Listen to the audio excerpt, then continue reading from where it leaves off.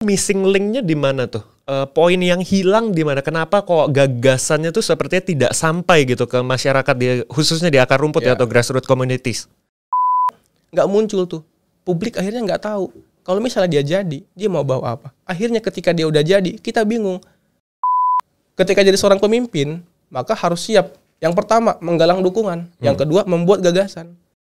Ketika hoax atau propaganda negatif itu berlari sekencang cahaya, kita nggak bisa diam doang.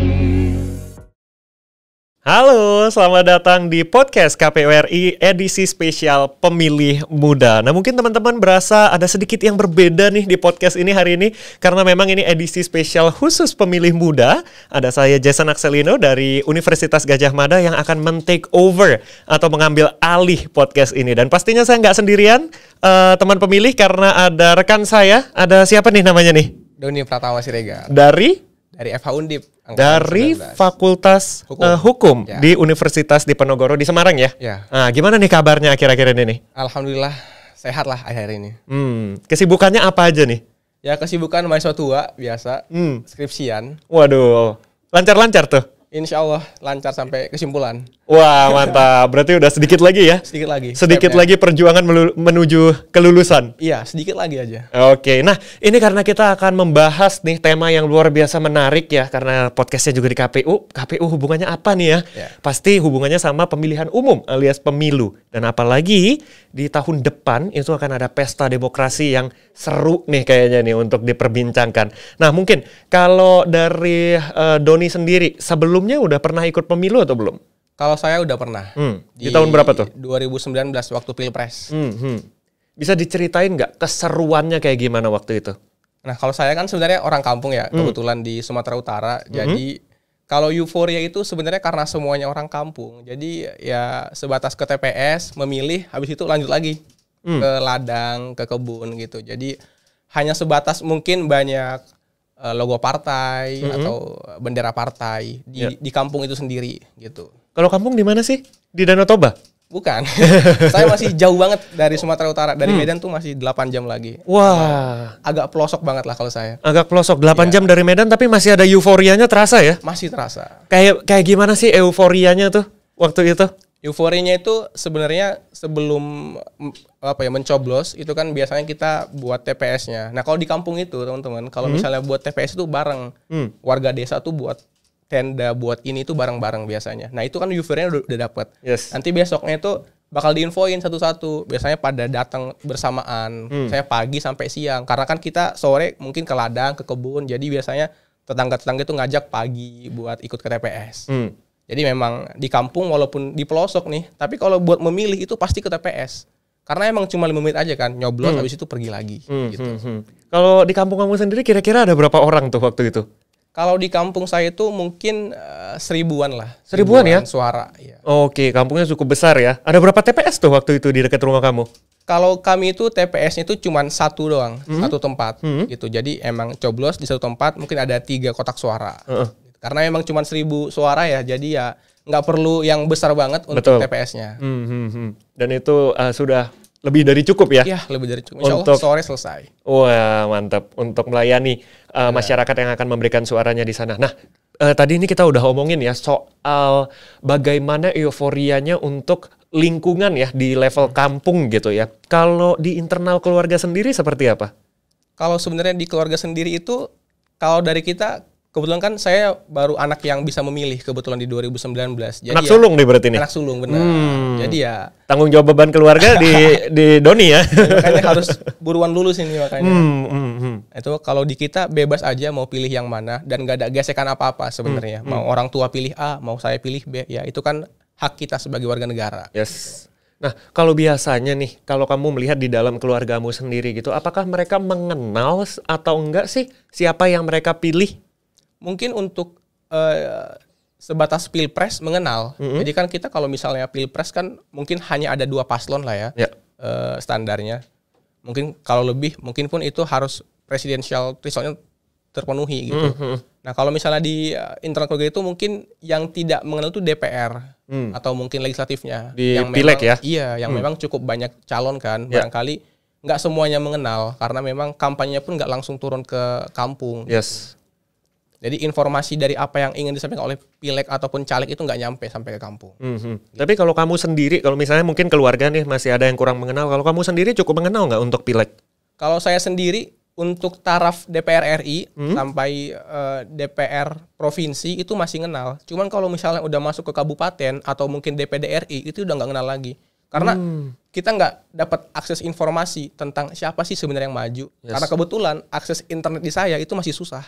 Jadi kita misalnya mau searching juga siapa calonnya susah banget. Apalagi misalnya DPR kabupaten itu di kita itu masih informasinya kurang sekali. Siapa sih yang mau maju, apa yang mau dibawa gitu. Iya. Aku banyak nanya-nanya soal ini karena saya sendiri kebetulan pengalamannya baru di pilpres gitu. Jadi belum pernah pileg gitu ya. Jadi mendengar cerita dari Doni seperti itu ya ternyata ya. Ternyata untuk pileg apalagi yang di level daerah, yang daerah kecil itu cukup sulit untuk mengetahui profil dari masing-masing calon ya. Yes, tadi kita udah mendengarkan juga ya pengalamannya Bang Doni gitu memilih pileg begitu. Tapi kalau menurut Doni gitu, kita itu wajib nggak sih mengenal calon yang akan kita pilih di pileg? Oke, sebenarnya kalau dibilang tatarannya wajib, menurut saya nggak wajib ya, tapi penting gitu. Kalau misalnya dibilang wajib kan berarti kalau kita nggak tahu nggak usah milih kan gitu. Tapi akhirnya penting.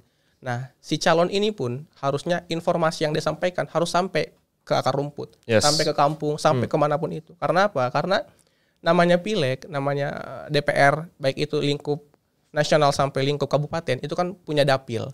Nah, bagaimana caranya dia itu bisa masuk ke sana? Karena apa? Nanti konteksnya adalah semua bacalek yang muncul atau caleg yang muncul itu akhirnya perang gagasan. Karena bagi saya adalah kalau misalnya kita mau jadi pemimpin, itu kita harus bisa menggalang dukungan dan membuat gagasan. Sayangnya adalah yang sampai sekarang terjadi mungkin di kampung saya karena yang banyak yang belum tahu siapa calegnya. Yang terjadi itu hanya pada konteks dukungan, tapi tidak gagasan. Kita tahu lah bendera partai bertebaran di mana-mana, foto di mana-mana, baliho di mana-mana. Cuma kita nggak tahu sebenarnya apa sih gagasan dia. Sebenarnya kalau mau dia jadi caleg, mau bawa apa untuk dapil kita. Itu yang mungkin sebenarnya penting untuk diketahui dan untuk caleg pun penting untuk menyampaikan kepada seluruh dapil yang ada. Gitu. Menurut kamu missing link-nya di mana tuh? Poin yang hilang di mana? Kenapa kok gagasannya tuh sepertinya tidak sampai gitu ke masyarakat khususnya di akar rumput ya atau grassroots communities?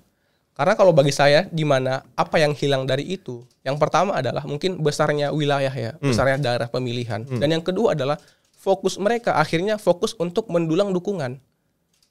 Yang sayangnya kalau misalnya ngomongin orang-orang mungkin yang di akar rumput itu fokus pada siapa sih yang didukung orang, akhirnya muncul tuh wah ini ya udah pilih aja.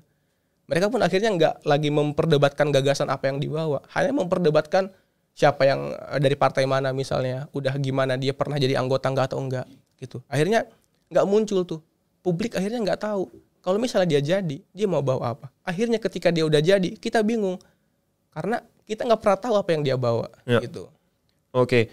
Ini kalau kita pikir-pikir nih semakin menunjukkan pentingnya pendidikan politik ya. Nah kalau kamu sendiri dari kan anak hukum nih gitu ya, kepikiran ada ide apa nggak gitu untuk membumikan atau menggrassrootkan gitu pendidikan politik bagi mungkin dalam taraf sederhana ya teman-teman di kampungmu sendiri gitu. Sebenarnya ini bahasan saya juga dulu waktu di kampus. Sebenarnya bagaimana caranya gagasan-gagasan dari seorang pemimpin tuh sampai ke akar rumput. Nah makanya sebenarnya ada yang namanya demokrasi deliberatif namanya. Jadi bagaimana caranya untuk orang-orang yang di akar rumput pun mempersoalkan gagasan kita. Nah itu yang sayangnya belum ada. Kenapa belum ada? Ya tadi karena gagasan yang muncul pun belum sampai. Akhirnya orang-orang itu berdebat bukan soal dia caleg mau jadi apa, dia caleg mau bawa apa nih buat kampung kita atau buat daerah kita. Hanya mempersoalkan pada taraf-taraf partai apa sih sebenarnya dia gitu. Atau dia udah pernah nggak sih jadi caleg? Kalau udah pernah ya udah pilih aja gitu. Jadi akhirnya bagaimana peran kita sebagai mahasiswa adalah bagaimana caranya diskusi-diskusi itu muncul di akar rumput. Misalnya saya orang kampung nih, saya pulang kampung saya untuk di pemilu misalnya nanti. Bagaimana caranya saya bisa memantik semua orang di situ untuk berdebat, untuk berdiskusi masalah pileg atau pilpres. Nah akhirnya muncul tuh yang dibilang oleh Julian Habermas yang namanya demokrasi deliberatif. Dia bilang akhirnya orang-orang itu pun memperdebatkan, mempersoalkan apa yang ingin dibawa oleh si pemimpin. Itu yang mungkin kita bisa sebagai mahasiswa. Jadi diskusi terus sampai nantinya bakal sampai ke akar rumput. Memantik diskusi ya Iya. di kalangan akar rumput. Baik, lalu kemudian kayaknya ini perlu kita infoin juga ini ya ke teman pemilih nih, apalagi teman-teman pemilih yang berusia muda, karena tadi dengar-dengar nih ketika saya ngobrol juga statistiknya ternyata pemilih muda nih mendominasi hampir 60% ya dari total pemilih, khususnya untuk yang 17 sampai 36 tahun, 30 sampai 40 tahun lah kira-kira ya, early 40s gitu. Itu mendominasi hampir 60%. Nah, mungkin nih bagi teman-teman yang khususnya sudah terbiasa dengan akses internet dan ingin mengetahui lebih jauh soal caleg atau capres atau ya calon yang akan mereka pilih, itu bisa banget untuk mengakses www.infopemilu.kpu.go.id. Jadi di situ kita bisa cari tahu lebih jauh soal kepemiluan. Pastinya menarik banget ya ini inisiatif dari KPU ya. Ya itu harus diakses semua orang, biar tahu tuh siapa yang mau maju gitu. Iya, supaya apa yang kita pilih itu lebih kritis, kita menjadi lebih kritis dalam memilih. Iya, akhirnya pun kita nggak menyesal milih dia. Oke, nah di segmen berikutnya nih kita akan ngobrol lebih jauh nih soal kepemiluan, tapi kita break dulu ya teman-teman ya. Nantikan kami tetap di podcast KPU RI edisi spesial Pemilih Muda.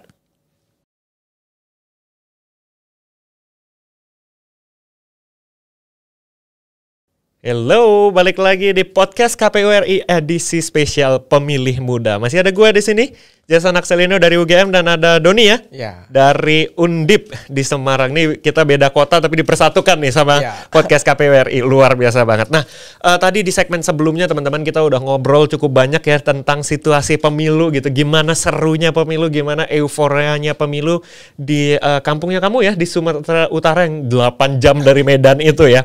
Nah, pastinya nih sebagai mahasiswa ya sudah mulai punya daya kritis, daya berpikir kritis, dan pastinya bisa mengidentifikasi persoalan gitu. Menurut kamu nih, apa sih yang menjadi masalah di sana? Kenapa kok bisa akses informasi itu terputus di sana? Dan apa harapan kamu agar warga di sana bisa lebih teredukasi nih, lebih mengetahui soal pilihan politiknya?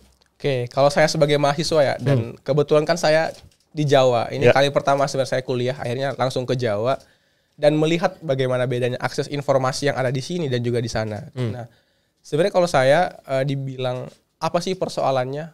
Persoalannya barangkali saya nggak tahu karena itu kan masalah internet. Saya sebenarnya nggak tahu apa persoalannya, kenapa akhirnya nggak masuk. Cuman harapan saya adalah bagaimana caranya akses di setiap perkampungan, di setiap pedesaan itu muncul tuh internet. Biar apa? Biar warga-warga setempat, misal di pemilu, itu akhirnya tahu mana informasi yang memang fakta, mana yang hoax. Karena kadangkala kelemahan-kelemahan ketika informasi itu cuma satu pintu, nggak kefilter.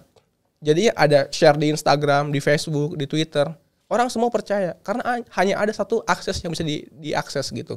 Akhirnya apa? Akhirnya untuk membuat satu hoax atau sebuah propaganda yang negatif itu jadi mudah ketika akses itu pun terbatas.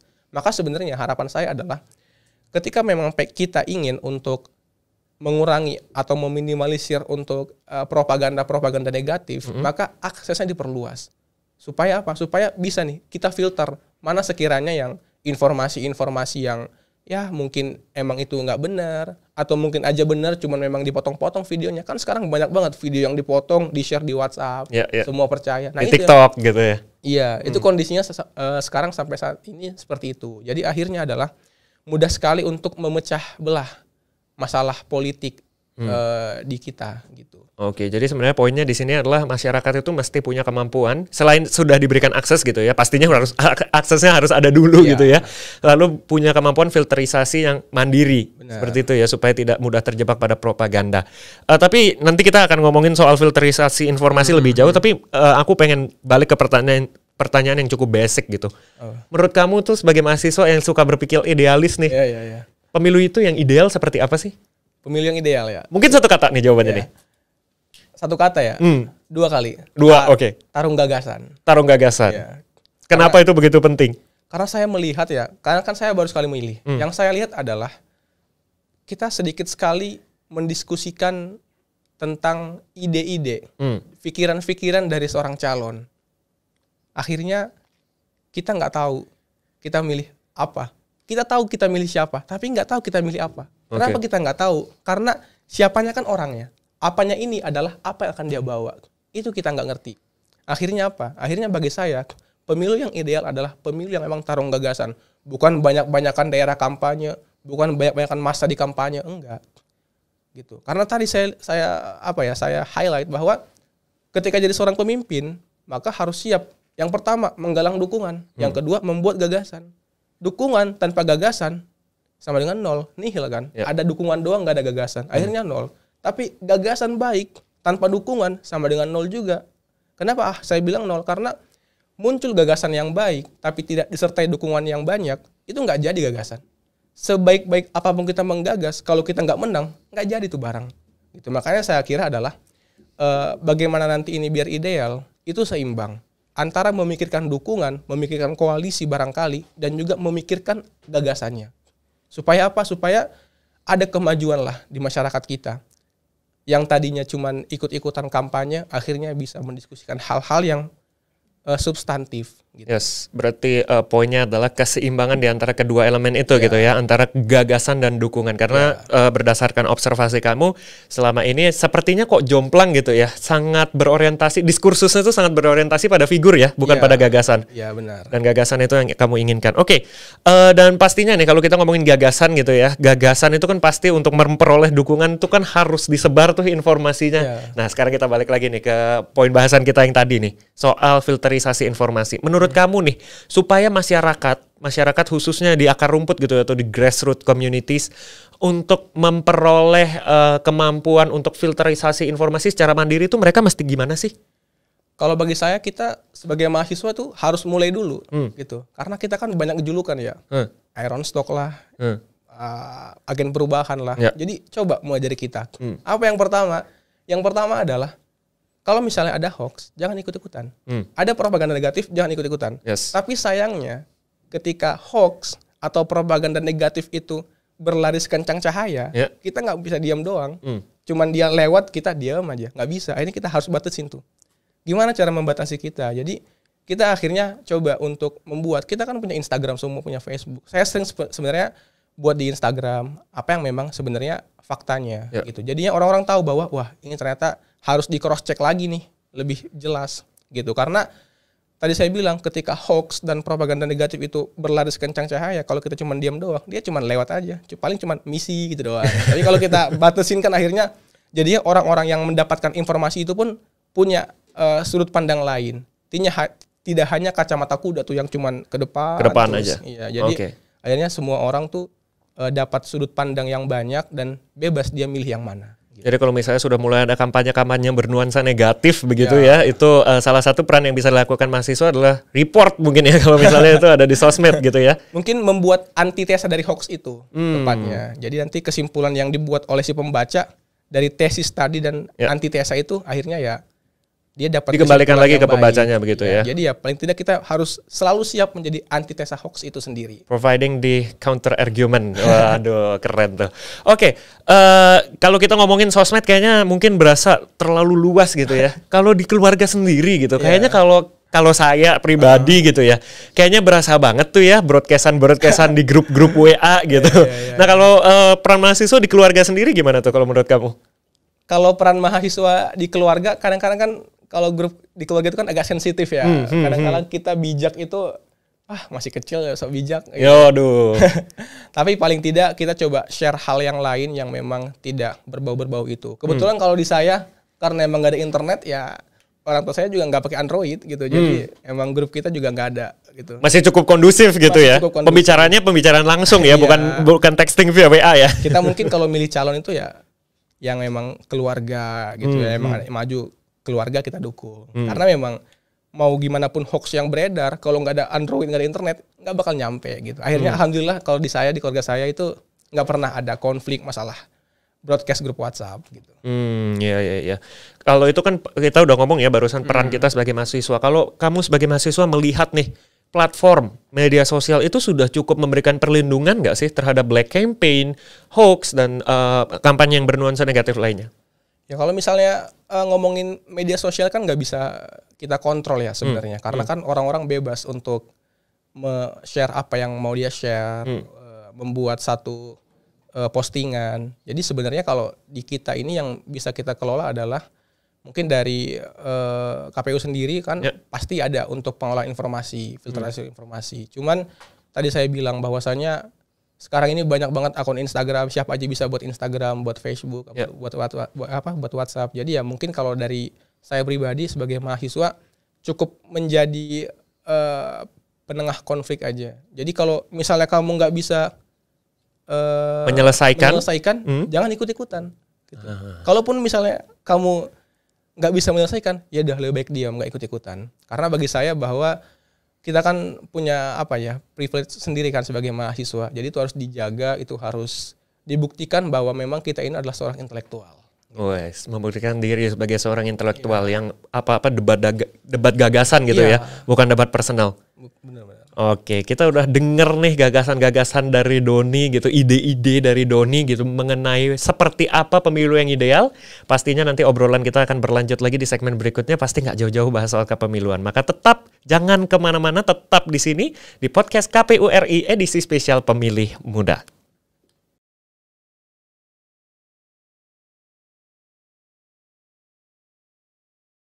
Hai, balik lagi di podcast KPU RI edisi spesial Pemilih Muda. Nah, spesial banget karena saat ini ada saya, Jason Akselino dari UGM, dan ada teman saya, Doni.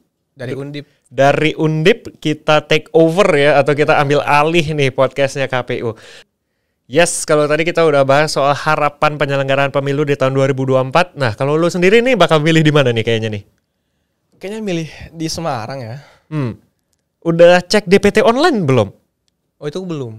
Wah, gimana? Ini nih mesti dikasih tahu nih infonya nih. Jadi kalau misalnya tahun 2019 itu kan kita mesti cek manual gitu ya ke panitia penyelenggaraan pemilu begitu di level kabupaten. Kalau sekarang nih buat yang introvert nih bakal kabar baik nih karena semua bisa dilakukan secara online teman-teman. Jadi pastinya sebelum kita ikut partisipasi dalam pemilu kita harus pastiin dulu nih kalau diri kita sudah terdaftar di TPS terdekat. Nah, cara ngeceknya gimana? Cara ngeceknya bisa lihat laman www.cekdptonline.kpu.go.id. Nah, di sana tuh nanti tinggal masukin nick sama nama, nanti akan keluar tuh akan memilih di TPS mana. Nah, kalau lu nih kan asalnya dari Sumatera Utara ya. Lalu sekarang mau memilih di Semarang. Emang udah yakin bakal bisa memilih di Semarang? Nah itu masih bingung, itu gimana caranya? Nah ini juga nih sharing sedikit nih ya, karena kebetulan waktu gue 2019 itu kebagian pilpresnya itu di Jakarta, karena gue kan orang Lombok teman-teman, wah Lombok pride gitu ya, orang Lombok karena waktu itu merantau di Jakarta jadi mesti registrasi dulu, registrasi pindah memilih. Nah registrasinya bisa dilakukan di mana? Itu bisa dilakukan, ada banyak caranya teman-teman, tenang aja. Yang pertama itu bisa lihat atau datengin PPS di desa atau kecamatan. Nah, tapi kalau bingung mungkin nggak tahu gitu ya, desa atau kecamatan mana, itu bisa ke KPU di level kabupaten atau kota. Nah, nanti di sana tinggal ngomong aja gitu, mau pindah memilih. Nah, nanti disiapkan dokumen-dokumennya. Oke, gitu. Berarti aku harus ngurus dulu ya, biar milih di Semarang. Iya, nah karena tadi dengar-dengar juga untuk menghindari ya, petugas di TPS yang kelelahan gitu, jadi jumlah pemilih itu sangat didistribusikan secara merata gitu, jadi harus dipastikan, harus dicek-recek lagi karena bisa saja dalam satu rumah atau dalam satu kos-kosan gitu misalnya gitu ya, itu bisa memilih di 2 TPS yang berbeda, itu untuk melindungi petugas pemilu kita nanti supaya mereka nggak kecapean. Begitu. Jadi pastikan cek and recheck lagi. Nah, teman-teman kita juga selain podcast di sini tadi sudah sempat juga ya kalau teman-teman ada lihat di Instagramnya @kpu._. Nah, teman-teman, jadi kita selain kita ngobrol di sini, tadi kalau teman-teman sudah melihat juga di Instagramnya @kpu_RI, itu sudah ada questions bubble tuh di sana di IG story-nya yang bisa kita jawab nih kayaknya, yang bisa Doni jawab maupun mungkin nanti aku juga bisa jawab gitu ya. Nah, ini ada pertanyaan pertama dari @purnamaviha. Pertanyaannya, tanya dong calon pemimpin ideal untuk bangsa itu yang gimana sih? Oke, pemimpin yang ideal ya, saya nggak ambil yang spek Nabi lah ya. Waduh. Kalau saya pengennya itu pemimpin yang ideal itu adalah pemimpin yang berani datang ke kampus. Jadi sebenarnya wacana untuk kampanye di kampus itu saya sepakat sebenarnya. Karena memang rumusan ataupun muatan di undang-undang pemilu itu di pasal penjelasan itu sebenarnya dimungkinkan untuk melakukan kampanye di ibadah, tempat sekolah gitu. Mungkin kalau saya di sini fokusnya ke kampus karena kan kampus kan wadah intelektual, tempat orang-orang akademis. Jadi itu saya pengen orang-orang politik nih datang ke tempat ataupun lautan akademis gitu. Kita kan sebenarnya sudah bosan lah pada taraf-taraf kampanye ataupun debat yang protokoler gitu, yang tanya jawab. Kita datang dulu nih ke kampus untuk mendiskusikan gagasannya. Nah, bagi saya itu pemimpin yang ideal. Jadi dia berani datang ke kampus mendiskusikan gagasan dia kepada siapa? Kepada orang-orang yang memang ahlinya. Gitu. Jadi ngomongin A di tempat yang ahlinya gitu. Itu kalau dari saya. Buat aku sih aku juga setuju banget ya meskipun ini juga masih wacana karena masih dimatangkan juga gitu secara spesifiknya. Tapi menurutku aku setuju banget karena supaya kadang calon-calon ini sepertinya tampak kurang ya counter argumentnya ya. Kadang bisa dengan senang gitu ngomong tanpa data yang jelas. Nah, ini bisa dipastikan bisa diverifikasi live di hadapan mahasiswa, apalagi mahasiswa-mahasiswa yang aktif nih pastinya ya, yang kritis. Oke, lalu kemudian kita beranjak ke pertanyaan kedua. Ini ada dari @mumung140. Tahapan pemilu apa yang paling menarik untuk yang mahasiswa UGM, mungkin aku ya, dan Undip. Mungkin kamu jawab dulu deh. Ya.